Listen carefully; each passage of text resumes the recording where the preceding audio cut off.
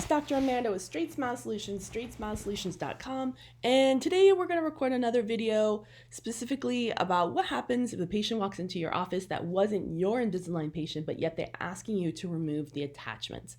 And I highly recommend you watch the video that I just put out, same scenario but with braces, slightly different, but pretty much the same. If you already listened to that one, you get the idea. So I'm pretty much going to repeat myself, but I'm going to be a little more concise than I was in the last video. So if you want more details, please click on that previous video.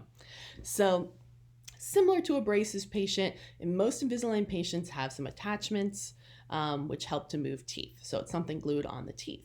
So a lot of times you'll see patients, especially if you're a general dentist, that have attachments on and you're like, oh, are you doing Invisalign? A lot of times they're like, no, I did it a few years ago. I just never got these attachments off. So okay, how much would I charge and what would I do? First thing, it depends if I'm a general or pediatric dentist. Is this my regular patient in my practice, my hygiene patient, or a new patient that started coming into my practice? It's going to be a little bit different scenario than is this just a rando patient that came in off the street for this one-time procedure. Second thing I'm going to want to know is I'm going to want to know who did the Invisalign, where are they located, and where is the patient in the step, and does the patient understand that if we take these attachments off, they're discontinuing their treatment?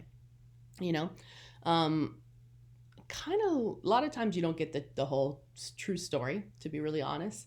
You get the half story. So, you know, what happened? How come you don't go back to that original doctor? Because that should be included. That's part of the treatment. I've heard all kinds of stories. Sometimes they're true and sometimes they're not. Sometimes they say the doctor died. Yeah, sometimes the doctor does die. And, you know, if they ever brought a new doctor in, the patient's just frustrated. Sometimes the patient moved. Okay, that makes sense. I get that. If it's the doctor down the street, you know, someone in your community, you may not want to do this. You might want to give them, you know, to let the patient know, hey, I'm going to give Dr. So-and-so a call. Doesn't mean you can't do it, but it's just a courtesy, you know. I would want to know if someone was treating my patient, so I would have that courtesy. If it was somebody where the patient could go to that, because perhaps you can get the true story as to what's going on. Most commonly, if it's in the same community, it's because the patient didn't pay their bill and they're refusing to do it, which is still kind of junky, I think, of the other doctor to hold the patient hostage, but it happens all the time. So in that case, you know, I don't believe in holding a patient hostage, so I would definitely take it off. Now, we also need to figure out, obviously, you're going to want to evaluate the teeth, the bite, and say, is this a stable situation for me to be discontinuing treatment?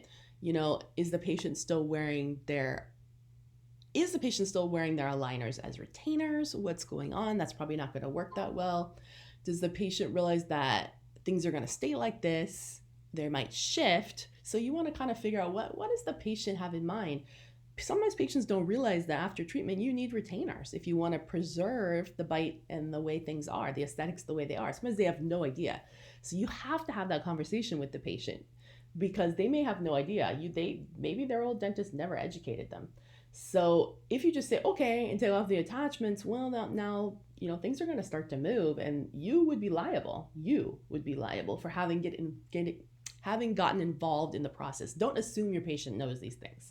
So you have to say, hey, I mean, obviously, if we're removing attachments and, you know, the patient really never got that far in the treatment and it's still crowded and there's still spaces, then whatever. Of course, we're not going to do retainers. And I'm a little more comfortable with this because, you know, it's just better than having things glued on your teeth. So they're going to sign a discontinuance form. I have a form in my store, StraightSmile Solutions. If you go to my document store, on the homepage, just click on store, then go to document store. It's an early debond form. It's more meant for braces, but you can easily modify that form. You could also probably call your liability insurance provider. They might give you a copy of paperwork for free. Of course, they like you to have things signed properly, etc. So there's a fair amount of options out there. Have your patient sign that. You always take a set of photos before you do the procedure, and you take a full set of final records after the procedure.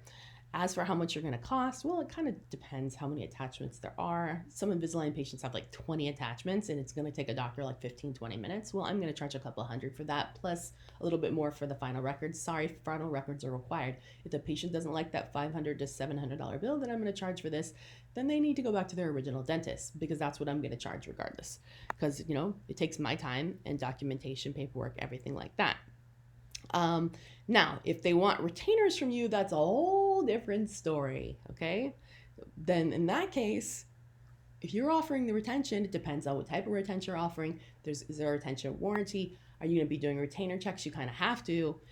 And now you're getting bundled into this treatment. This is part of treatment. So you got much more liability. So I'm definitely going to charge upwards of $1,000 in that situation if I'm offering the retainers.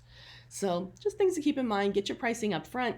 Patient may decide not to do it. A lot of times they're looking for something super cheap or free, and 9 times out of 10 they change their mind and go back to their regular doctor. A lot of times they'll fly back home to another state because it's cheaper or free.